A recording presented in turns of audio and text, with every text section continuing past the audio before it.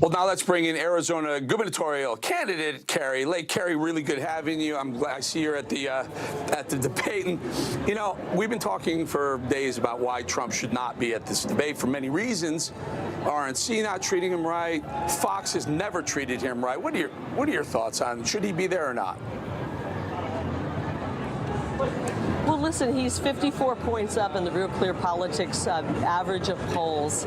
There's nothing to debate. Trump has already done the job. President Trump did an incredible job. The people loved where the economy was. They loved where we were with national security. They loved where we were on a international stage with President Trump. He's already proven himself.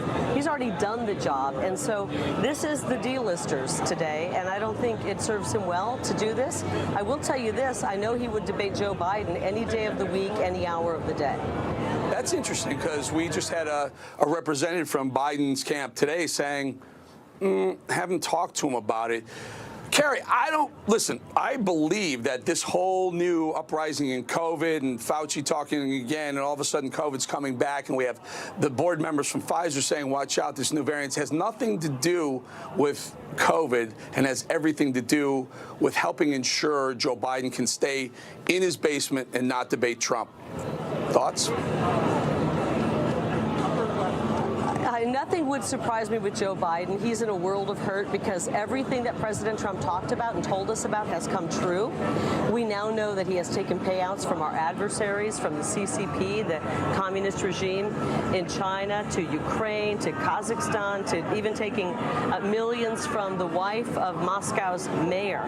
He's got so many issues. The only people he doesn't fight for are the American people. So I think he's going to do whatever he can to avoid having to face the American people. But President Trump is ready to get to work on day one. He's ready to end the fighting in Ukraine. He's ready to seal the border. And he's ready to bring back law and order on our streets so that we can go out, enjoy our communities, and not have to worry about the violent crime that is on the increase. And we've already known that he could do the job. All of us were better off when President Trump was in office. And I think he's ready to get back to work. What's happening here tonight is like a T-ball game when we actually have Babe Ruth. We have President Trump, the greatest president in history, and we don't need to have him stand on stage with people polling at 1%, Eric, to prove anything. He's already proved everything to us when he was in office. I use the analogy, this debate tonight is like they're playing, you know, it's like 5th, 6th, and 7th place playing for the participation trophy, not the actual championship. So, but again, why he shouldn't join Brett Baer as one of the two moderators.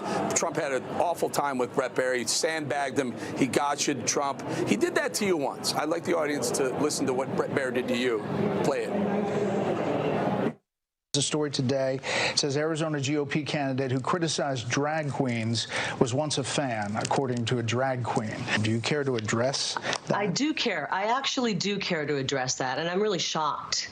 I'm actually appalled that Fox News would take a defamatory story like that, and we are pursuing legal action against this drag queen. I'm appalled that you would bring that up. I'm asking you to respond to it if you'd like to. I'm happy to address it, but I'm really disappointed in Fox. I thought you were a little better than CNN. Yeah, you crushed him, Kari. You did. You wrecked him. But that's what he's all about. Gotcha interviews for the soundbite. I mean, let's be honest. Whenever they interview President Trump, they go after him with gotcha questions, trying to bring him down. They interview the other guys, and it's like a lapdog. And so I don't know why President Trump would ever go on the stage in a debate moderated by this network that's already proved they picked their guy, and it's Ron DeSantis or anybody but Trump. Why would he go on stage and give them the ratings? It doesn't make any sense. So I don't know why he would go on with a bunch of people polling at 1% and 2% and 3%. When he's already proven to the American people he can do the job, and he's the man for the job. Eric, he's up 54 points in the Real Clear Politics average. We've never seen that kind of a lead. We've never seen that in history. And there's no reason. You have lapped the field twice. There's no reason to take a chance on the gotchas, and especially when the refs are against you, like the moderators. He has raised the bar of expectations for political television, no doubt.